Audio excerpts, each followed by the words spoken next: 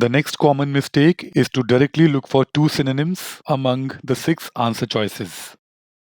If you think this is smart, please understand GRE makers are smarter.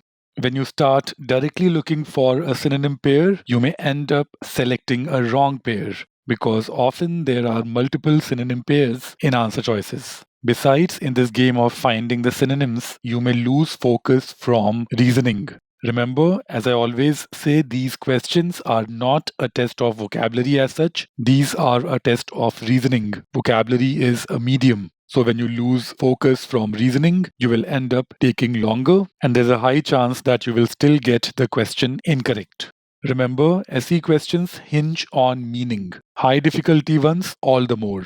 There are no shortcuts, there is no getting away, there are no tricks. You will not be able to score high unless your focus is on meaning and reasoning.